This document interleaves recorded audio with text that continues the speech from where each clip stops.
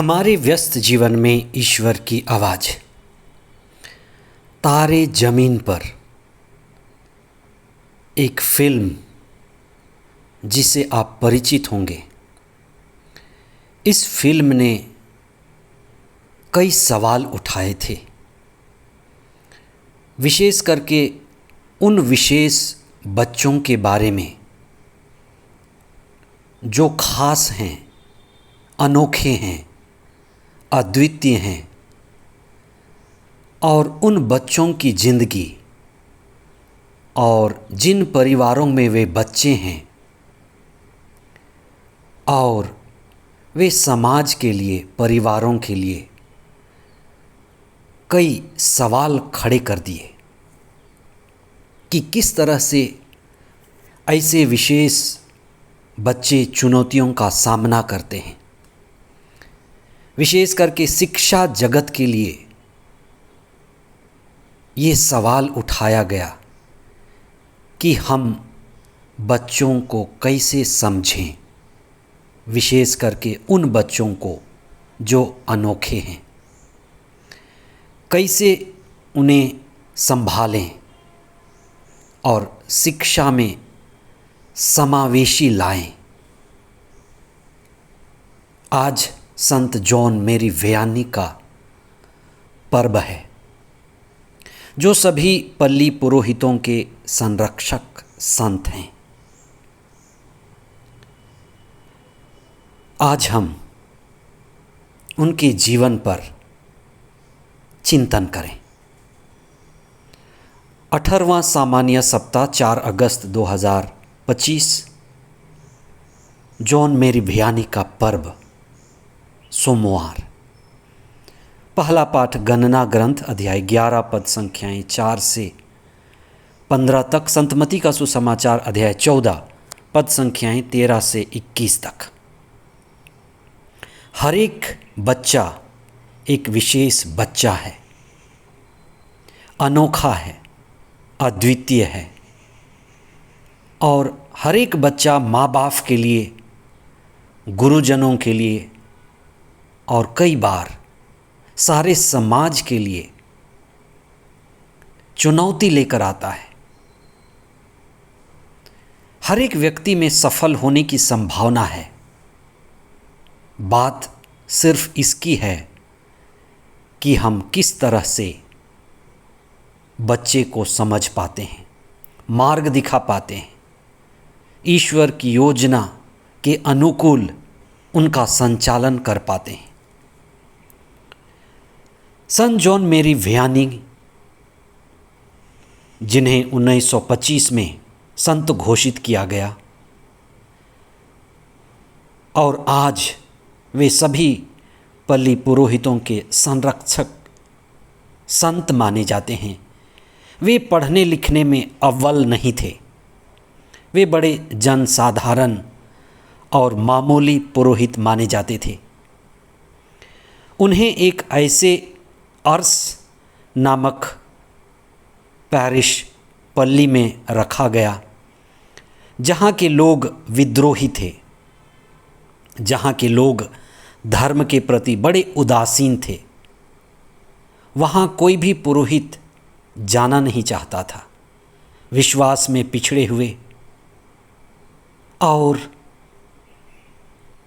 उदास और निराशा से भरे हुए लोग, वहाँ के लोग ऐसे जैसे बंजर भूमि।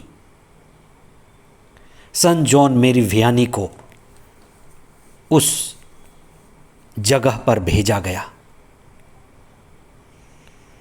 वे थे तो साधारण, लेकिन उन्होंने अपने जीवन को बहुत असाधारण बनाया।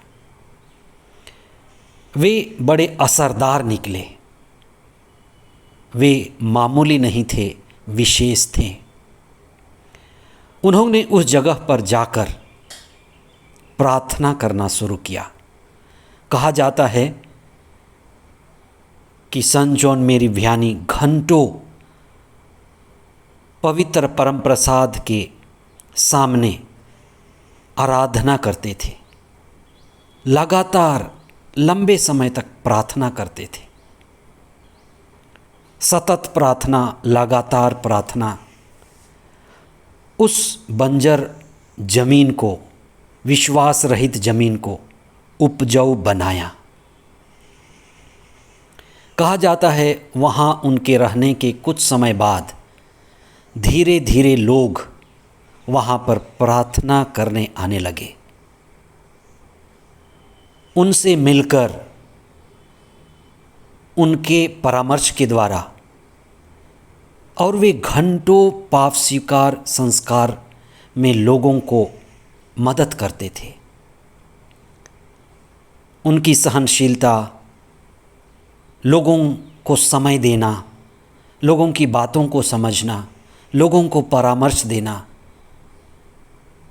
वे लोगों के बीच और ईश्वर के बीच कड़ी बन गए। वे लोगों के बीच और ईश्वर के बीच सीढ़ी बन गए। वे लोगों के बीच और ईश्वर के बीच मध्यस्थ बन गए। जैसे सोदोम और गोमरा में अब्राहम लोगों के बीच और ईश्वर के बीच मध्यस्थ बन गए,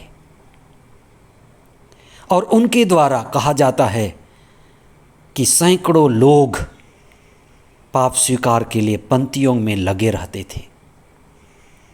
उनके परामर्श के द्वारा, उनके प्रार्थना के द्वारा हजारों लोगों को जीवन मिला। उस अनजान लोगों के बीच वे ईश्वर के प्रतिरूप बनकर आए।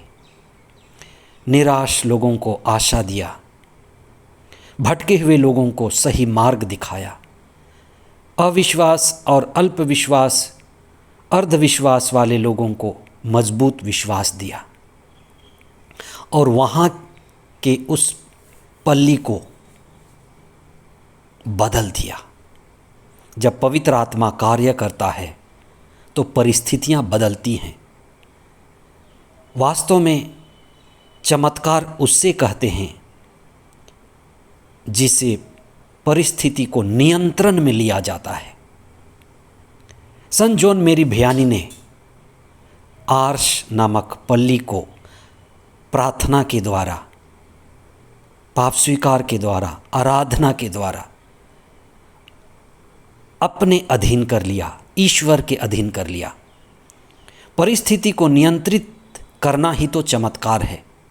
चमत्कार का दूसरा अर्थ है परिस्थिति को नियंत्रण में करना।